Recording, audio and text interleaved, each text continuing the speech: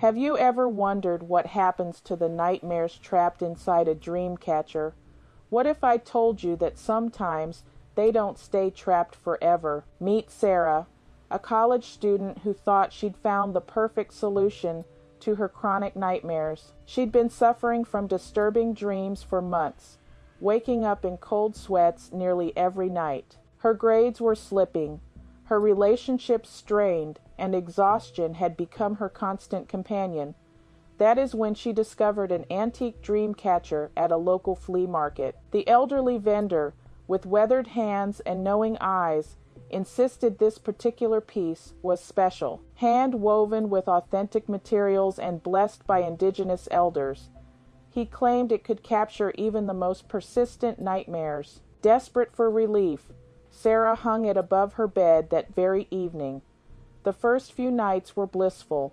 She slept peacefully for the first time in months, waking refreshed and optimistic. The dream catcher's intricate web seemed to shimmer in the moonlight, as if actively working to protect her slumber.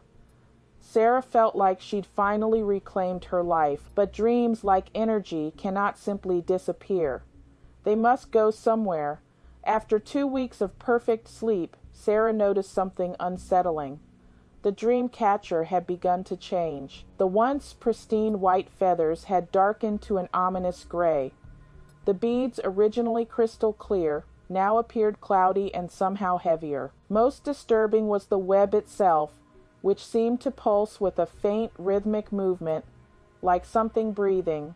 Then came the whispers. At first, Sarah dismissed the soft murmuring as wind through her window, but the sounds grew clearer, forming words she couldn't quite understand. The whispers carried an urgency, as if multiple voices were trying to communicate something important, something desperate.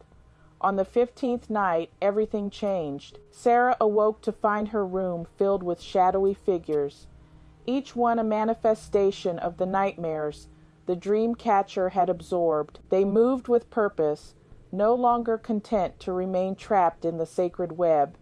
Years of accumulated fears, anxieties, and dark visions had finally overwhelmed the ancient protection. The nightmares weren't just returning to Sarah, they were spreading. Her roommate began experiencing vivid terrors about drowning. Her neighbors reported dreams of being chased by faceless entities. The nightmares leaked from the oversaturated dream catcher like water from a broken dam, infecting everyone within the building. Sarah realized the horrible truth.